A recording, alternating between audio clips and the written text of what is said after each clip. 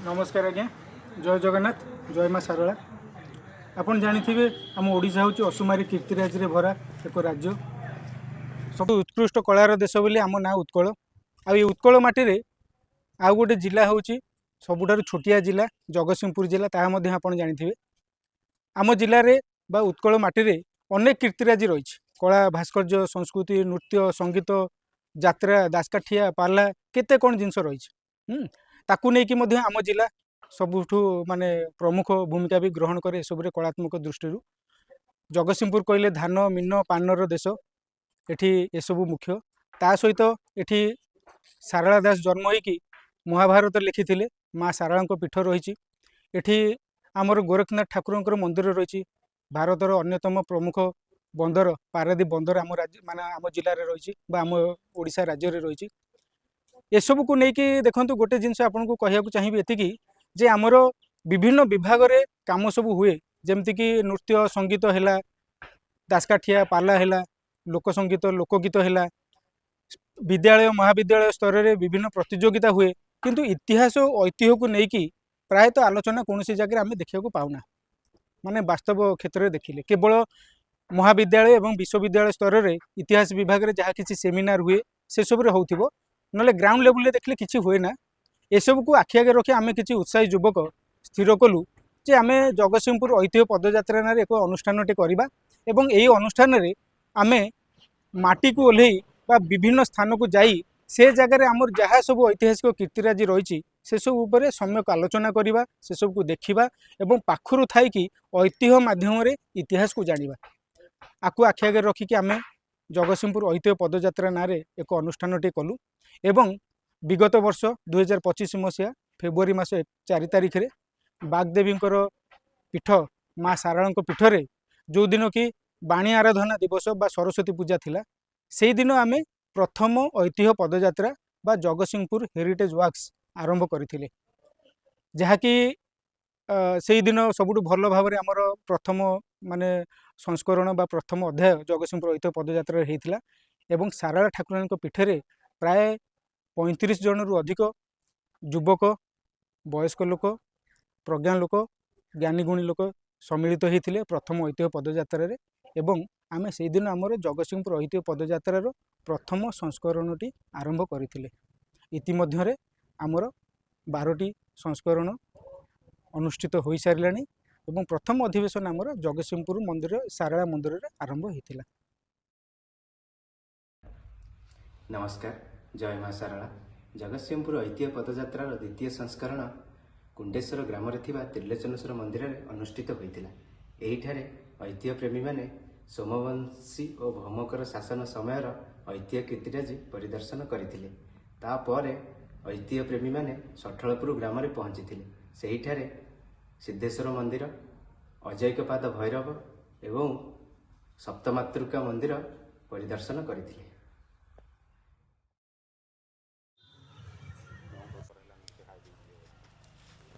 नमस्कार जय माँ सारला इतिहास मान नुह जे केवल पुराणा मंदिर एवं कीर्तिराजी आम स्थानीय महापुरुष मानक मठ एवं से कहानी भी होची आम पई इतिहास एथिपाई आम जगतसिंहपुर ऐतिह्य पदयात्रार तृतीय संस्करण में आम माँ बिलशाला आशीर्वाद नहीं पहुँची पद्मश्री बाबा बलिया आश्रम सेठारु आम सुदर्शन मठ नागा मठ एवं बुद्ध पोखरी आदि परिदर्शन करूँ पंचसखा जुगीय यही मठगुड़िक आम से समय आम समाजर कुसंस्कार को दूर करने गुरुत्वपूर्ण भूमिका ग्रहण करते।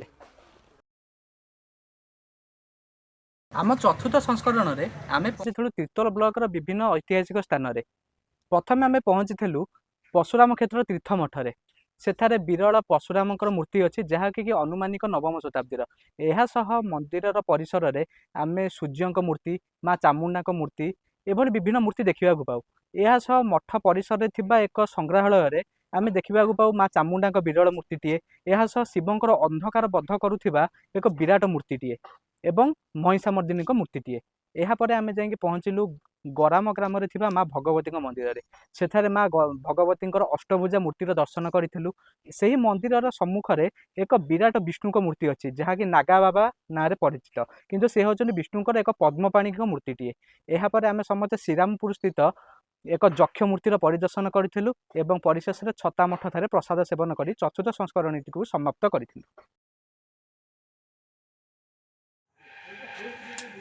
नमस्कार जगतसिंहपुर ऐतिह्य पदयात्रार पंचम संस्करण में आम बिरिडी ब्लॉक अंतर्गत अष्टशंभु मंदिर तथा उत्कलीय पंचदश शताब्दी उत्कलीय सिद्ध पंचसखांकर ध्यानपीठ ध्यानकूद मंदिर एवं पार्वतीपुर गोपीनाथ जीउंकर मंदिर परिदर्शन करथिलु।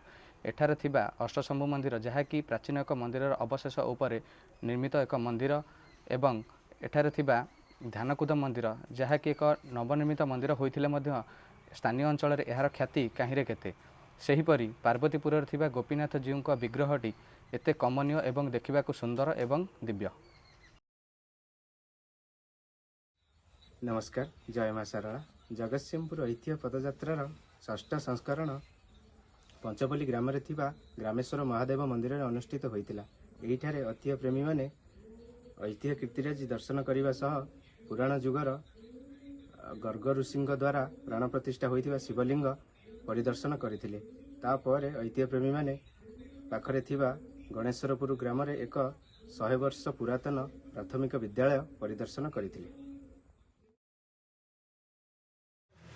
नमस्कार जय जगन्नाथ जय मां सरला जगतसिंहपुर ऐतिह्य पदयात्रार सप्तम संस्करण में आमे जाई पहुँचीलु बालिकुदा ब्लॉक अंतर्गत दरबा और पराहाट ग्राम भगवती मंदिर और पंचुपांडव मंदिर में भगवती मूर्ति प्राचीन होता बेले एठारे दुईटी विष्णुकर दिव्य मूर्ति देखापी मिले और पंचुपांडव मंदिरटी पत्थर और पोड़ा एटारे निर्मित एक प्राचीन मंदिर होता बेले एठारे सोमवंशी शासन कालर गणेश कार्तिक और देवी दुर्गा सहित अनेक प्राचीन मूर्ति देखापी मिले। जय जगन्नाथ।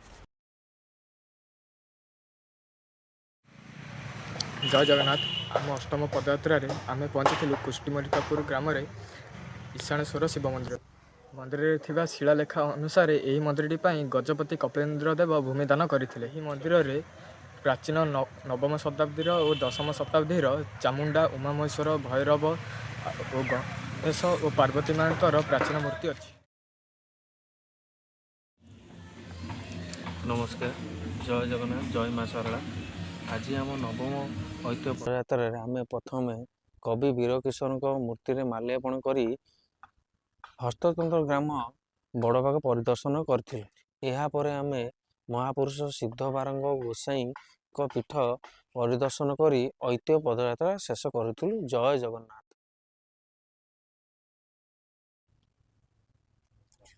नमस्कार जय मां शारला जगतसिंहपुर ऐतिह्य पदयात्रार दशम संस्करण में आम समस्ते पहुँचीलु बिरिडी ब्लॉक अंतर्गत षढ़ई शासन ग्राम लक्ष्मीनारायण मंदिर में। लक्ष्मीनारायण मंदिर गर्भगृह गंगकालीन एक सुंदर नारायण मूर्ति पूजा पाଉଛି। यही मंदिर को परिदर्शन सारी आम समस्ते पहुँचीलु बालिया स्थित भुवनेश्वर मंदिर में। भुवनेश्वर मंदिरटी जगतसिंहपुर सर्वपुरातन मंदिर अटे। यार उच्चता बेसी नुह किंतु यह मंदिर कारुकार्य परिपूर्ण। मंदिर चतुर्पार्श्व शिवंकर भिक्षाटन मूर्ति गंगाधर मूर्ति एवं बीणाधर मूर्ति अच्छी। यह सह एक महिषा मूर्ति मूर्ति अच्छी। मंदिर पार्श्व को लगी एक भगवती मंदिरटी अच्छी। यही भगवती मंदिर में माँ एक सुंदर स्वरूप एवं प्राचीन स्वरूपटी पूजा पाଉଛି। नमस्कार वाणी क्षेत्राधीश्वरी सारला दिव्ये प्रणमस्तु। आम ऐतिह्यर सुरक्षा आम संस्कृतिर सुरक्षा यही चिंताधारा रखी ऐतिह्य जगतसिंहपुर ऐतिह्य पदयात्रा गोटे गोटे पर्याय अतिक्रम करी एकादश संस्करण में उपस्थित होईछि। से एकादश संस्करण दिन समस्त ऐतिह्य प्रेमी माने आमे पहुंची देवी देउल स्थित माँ कुतामचंडी पीठरे।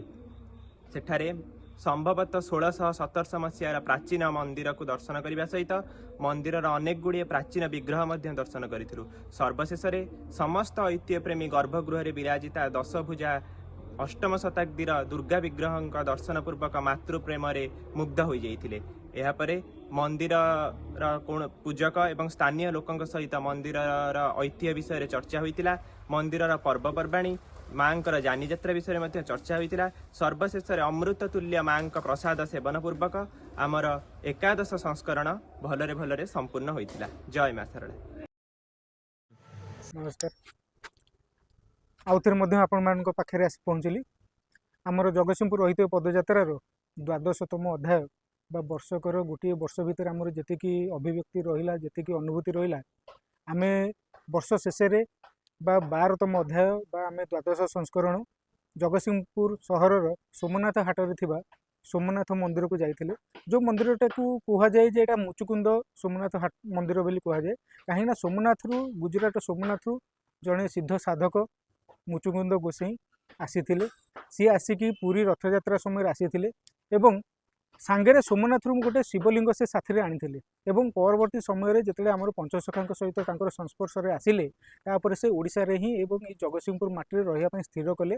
ବାରଙ୍ଗ ଗୋସାଇଁ, ମୁଚୁକୁନ୍ଦ ସୋମନାଥ ଏବଂ ଆଉ ଜଣେ ସିଦ୍ଧ ସାଧକ ତାଙ୍କ ସାଙ୍ଗରେ ଥିଲେ ବାଉଳି ବାବାଜୀ ଠାକୁର।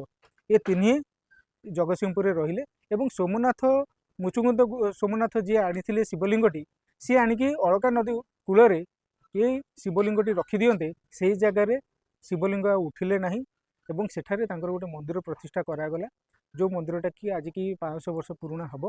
ଏବଂ ସେଇ ମନ୍ଦିରରେ ସୋମନାଥରୁ ଆସିଥିବା ମୁଚୁକୁନ୍ଦ ଗୋସାଇଁ ଆଣିଥିବା ଶିବଲିଙ୍ଗ ସେଠାରେ ପୂଜା ପାଉଛନ୍ତି ଏବଂ ସେଠାରେ ପ୍ରାଚୀନ ଅନେକ ଗୁଡ଼ିଏ ମୂର୍ତ୍ତି ମଧ୍ୟ ରହିଛି। ଏବଂ ଆମର ଶେଷ ଐତିହ୍ୟ ପଦଯାତ୍ରା ଆମେ ସେଇ ମୁଚୁକୁନ୍ଦ ସୋମନାଥ ମନ୍ଦିର, ଯେଉଁଟାକି ଜଗତସିଂହପୁର ହାଟରେ ଅଛି, ସୋମନାଥ ହାଟରେ ଅଛି, ସେଇଠି ଆମେ ଶେଷ କରିଥିଲୁ ଏବଂ ଇତିମଧ୍ୟରେ ଆମର ଗୋଟେ ବର୍ଷର ଐତିହ୍ୟ ପଦଯାତ୍ରା କାର୍ଯ୍ୟକ୍ରମ ଶେଷ ହୋଇଛି। ନମସ୍କାର ଆଜ୍ଞା, ଜୟ ଜଗନ୍ନାଥ, ଜୟ ମା ଶାରଳା।